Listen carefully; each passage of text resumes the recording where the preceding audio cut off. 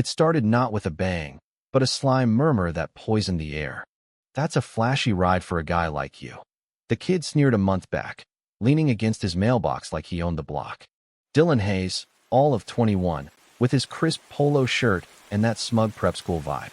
I was easing my BMW M8 into the driveway, the engine's deep rumble a hard-earned symphony. I rolled down the window, locking eyes with him, his gaze pale and patronizing, like I was some exhibit that dared to step out of line. "It's a nice car for someone who earned it," I shot back evenly. He just smirked. "Earned it, huh? Sure, whatever you say." That jab took root in the pristine grass dividing our yards, a venomous vine threatening to strangle the suburban calm. I'd noticed them before. Evelyn Hayes, his mother, with her perpetual scowl like she'd sniffed something rotten, and Dylan, her mini-me in arrogance. They fancied themselves the neighborhood's gatekeepers, their judgments slicing silent and sharp. As the quiet black man in the corner house, I knew the script they'd written for meth anomaly in their lily-white world. My sapphire blue BMW disrupted their hierarchy. It screamed success they couldn't square with my skin color. In their eyes, it was theft, not triumph. This wasn't new. In my job, I'd faced uglier shadows. But here, in the haven I'd bought for my family-wide streets for bike rides, the HOA's glossy promise of community, it stung deeper. I clawed my way up, navigating systems rigged against men like me. That car wasn't flash. It was my monument to grit. Now, a spoiled brat who'd never scraped bottom eyed it like prey, his envy twisting into disdain. Tension brewed, stolen glances at the mailbox, conversations halting as I passed. They were plotting, and I sensed the storm brewing over more than metal. It was about my very existence in their space. The tempest hit on a crisp Saturday morning, dew-kissed grass scenting the air. I stood in my driveway, navy suit sharp for the charity brunch I was hosting downtown. The BMW gleamed like a jewel under the sun, a quiet badge of my life rebuilt. Then, "Hey you." Evelyn stormed across the lawn, Dylan in tow, her pink top clashing with her fury, his khakis the uniform of entitlement. "You need to lend Dylan your car today," she barked. "No hello, no please." I crossed my arms, face neutral, years of de-escalation training kicking in. "Excuse me.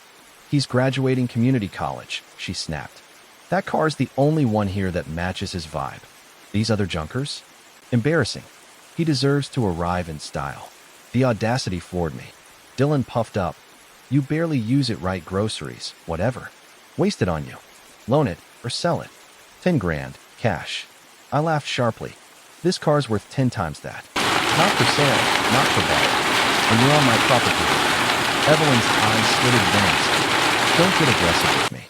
I didn't budge. "You're the ones shouting demands." Her face twisted, authority challenged for the first time. Then, the spark. She yanked out her phone, dialing 911 with theatrical flair. Dylan's grin widened, smug victory in his eyes. "Yes, emergency. There's a man threatening us at 124 Willow Creek. He's hostile, trapping Ushage guy in a suit. Dangerous." "My son's terrified," Dylan muttered. "Cops don't play nice with your kind." I stayed stone still, heart steady. I'd rehearsed this nightmare 1,000 times, not as victim, but professional. She wove her tale, unstable black man menacing innocent whites. Irony burned, they were summoning my own force against me. Sirens wailed, 2 cruisers screeching up, lights strobing chaos. Evelyn played victim. Officers, thank gods, unhinged. The rookie, Officer Riley, advanced. "Hands up, step back." But Sergeant Harlan, my 15-year veteran, froze, recognition dawning. "Hold up, kid." "Chief." Riley gawked. Evelyn stammered. "Chief of what?" "The block watch." I unfolded my arms, flashing my gold badge. "Chief of police for this district. These men report to me." Evelyn's jaw unhinged, color draining.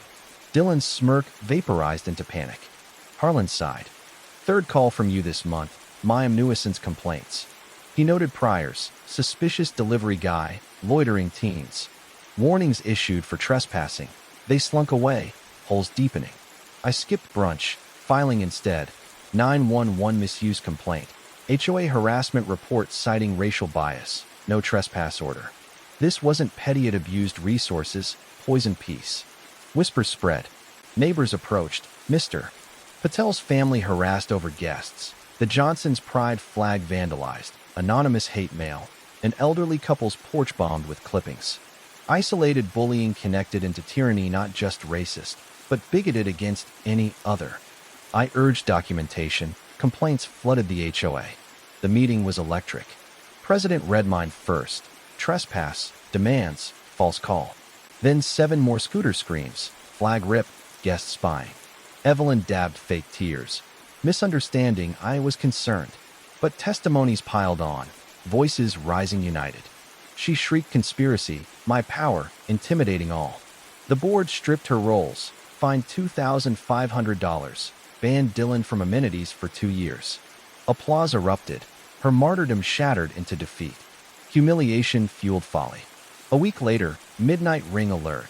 Dylan, hooded, key in hand, creeping to my BMW. I stepped out shadow-cloaked. Wouldn't do that. He dropped it, terror-struck.